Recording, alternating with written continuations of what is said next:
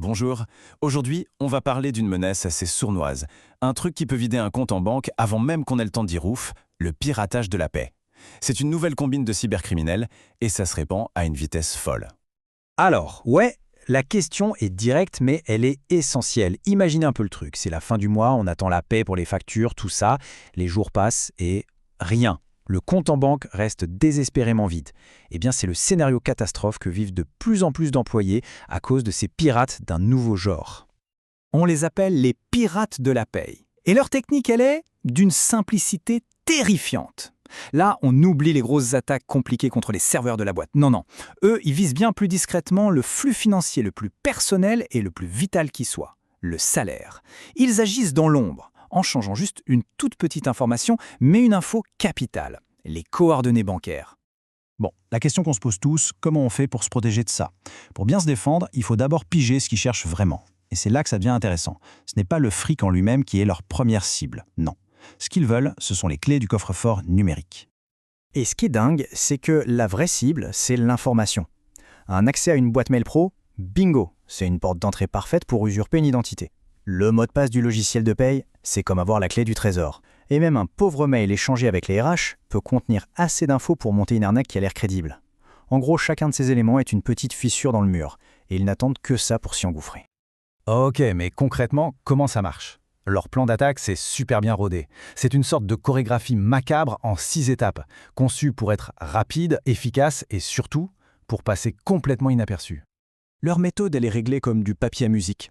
Tout part d'un simple email, un truc qui a l'air de rien, du genre une alerte de sécurité des RH. On clique, on se connecte sur une page qui semble être la bonne, on pense bien faire, et voilà. Sans même le savoir, on vient de filer les clés de sa paix au pirate.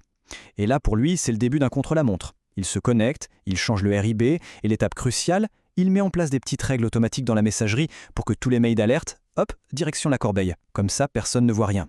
On ne découvre le pose rose que bien plus tard, et souvent c'est trop tard. Et attention, hein, on n'est pas dans un film, c'est bien réel. Des groupes super organisés, comme ce fameux Storm 2657, repéré par Microsoft, ont carrément transformé ça en une véritable industrie du crime. Leur force, c'est leur organisation. Ils attaquent en masse, ils améliorent leur technique en permanence, et ils ont déjà fait des milliers de victimes. Ça montre bien que leur méthode, non seulement elle marche, mais en plus elle est super rentable pour eux. On pourrait se dire que ça ne touche que certaines entreprises, ou que certains systèmes sont plus sûrs que d'autres, mais en fait, pas du tout. Peu importe comment l'AP est gérée, en interne, par une boîte extérieure ou via un gros logiciel, chaque configuration a son propre talent d'Achille. Jetons un œil à ça. On voit bien que chaque modèle est vulnérable. Si c'est géré en interne par les RH, hop, un petit mail bien tourné qui se fait passer pour un employé et le tour est joué. Si c'est externalisé, le pirate va juste se faire passer pour le client auprès du cabinet comptable. Facile. Et si tout est sur un grand logiciel, alors là, il suffit de choper un seul mot de passe pour avoir un accès direct à tout. Ce qu'il faut vraiment retenir, c'est que personne n'est en sécurité. Le pirate, il est malin, il va juste adapter son attaque à la structure de l'entreprise.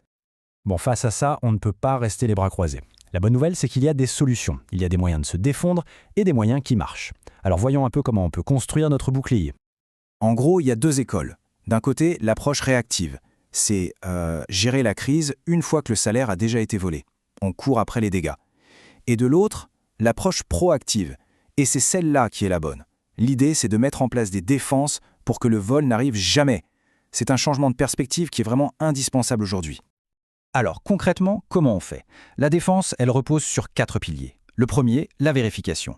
C'est tout bête mais c'est hyper efficace. Un simple coup de fil pour confirmer un changement de RIB et ça peut faire capoter toute une attaque.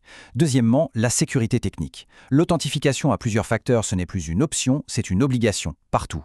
Troisième pilier, la surveillance. Il faut jeter un œil aux boîtes mail, chercher des règles bizarres qui suppriment des messages. Et enfin, le pilier le plus important, l'humain. La formation. C'est crucial de sensibiliser tout le monde, et surtout les équipes RH et finance. D'ailleurs, c'est ce que des initiatives comme Focus RGPD font depuis 2018. Elles alertent et forment les personnes qui gèrent la paye sur ces nouvelles techniques d'attaque. Quand on met tout ça ensemble, on a une défense qui tient la route. Bon, on arrive à la fin de ce tour d'horizon. Et s'il y a vraiment une chose à retenir de tout ça, c'est que la protection de la paix, ce n'est plus du tout la même histoire qu'avant. On a vraiment changé de ligue. Cette phrase, elle dit tout.